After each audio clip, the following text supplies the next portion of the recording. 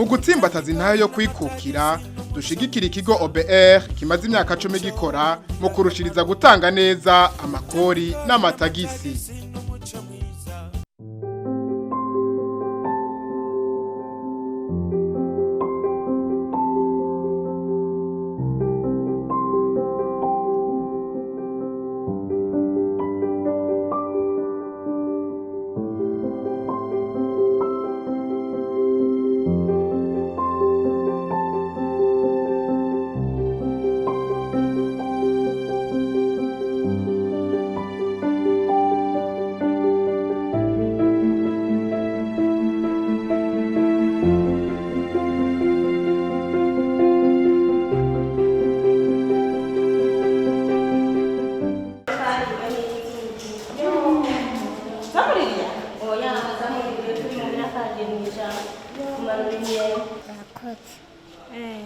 Urakoze gushima tufise umugwi w'abamama watanguye 2008 tukaba twariyumviriye nzofunguruza abantu babuze amafaranga yo kuriha mu bitaro, ariko ntabwo tuzofunguruza bose, tuzofunguruza bivanye n'uburyo bwo dufise.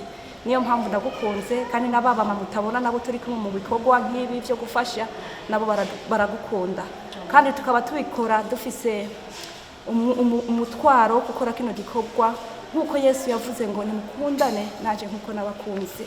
Tukaba dufise iryo bwirizwa muri twebwe, tukaba dushaka kurigenderaho.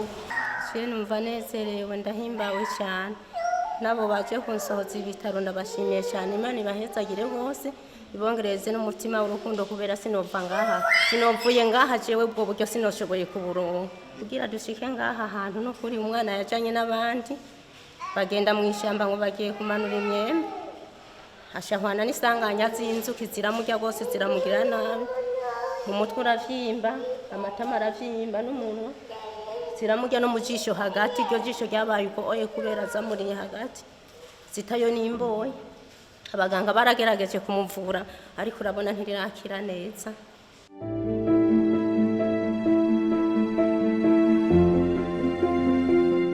Kubona kampeni Yego ndashima manishira natwe bwo ducenga hari habo turiko turarihira amahera make make nyene, namwe rero muri bo baduhaye kuri liste. Yego mwa Shatu mugati ducenga tukurabe.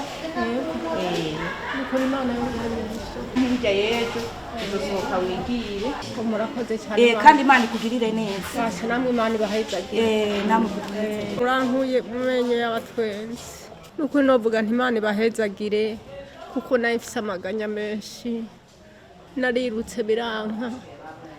Umutwe wahavuga atakarangira n'ingwara nkagomba kuremba.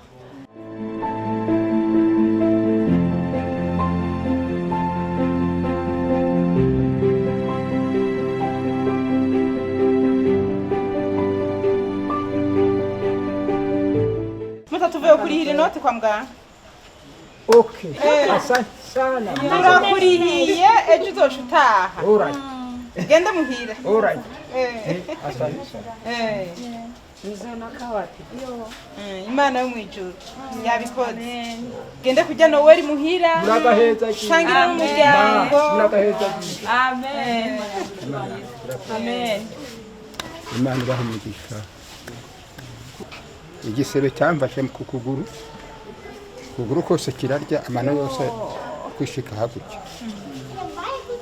Byari byananiranye rwose, barareba kikabatera ubwoba. Ubu n'imitende gusa nuko nshaje ndaja kuri ntuze bya bibando bagendera ko ngaca ntemba uko urabona rushaje nta ngufu mfise. Basi nikizi ntashe muhira ikimuga gisumba imva. Gisumba imva. Kuko ijambo ry'Imana rivuga ngo nimwakundana bose ntibazomenya ko muri abanje. Natwe tubikoze kubw'urukundo. Nawe Imana ikabikugiriye ubuntu mu barihiwe ukaba watowemo, hariho n'abandi batarihiwe ariko n'ubuntu bw'iriwe n'Imana. Cugenda usenge Imana uyibwira ati Imana wakoze, wacaguye mu bantu benshi, wakoze ntakindi tugusaba. Wishira imbere y'Imana. W'Imana kubera ari Imana ikoze igitangaza kuri wewe. Ndabashimiye nukuri kose ibyo mutugiriye Imana. Imana izobahezagire. Izobahezagire kose. Murakoze.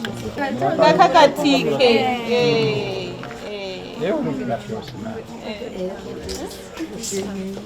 impamvu twaje kugikora twagikoze tukikuye ku mutima twiyumvirira ku bantu ntahonikora badashobora kuronka uburyo bwo kuriha kugira ngo bave mu bitaro. Ntabo twari dusanzwe tuzi ariko twagiye mu bitaro baratwereka n'amafaranga baheranye bitaro twababonye n'amaso yacu. Ubu ntabwo ari uburyo buvuye mu mifuko yacu ariko n'uburyo dufise abamama twishize hamwe abitanga twishira hamwe kugira ngo tuze turafasha abatishoboye hirya no hino mu bihugu bitandukanye.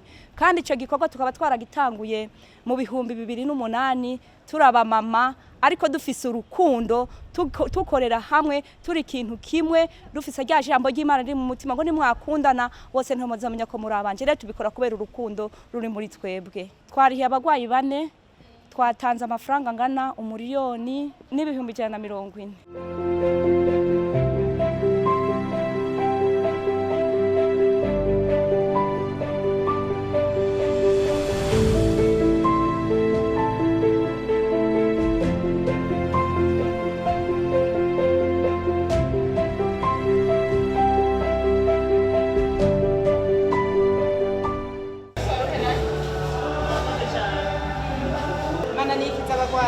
Abaganga bogira bakavura mugabo ikiganza kinini twamatwiteze kare c'Imana.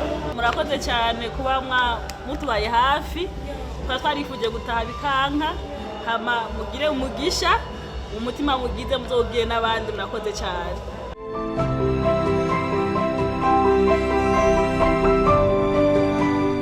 Mu gutsimbataza intayo yo kwikukira dushigikira ikigo OBR kimaze imyaka 10 gikora mu kurushiriza gutanga neza amakori n'amatagisi.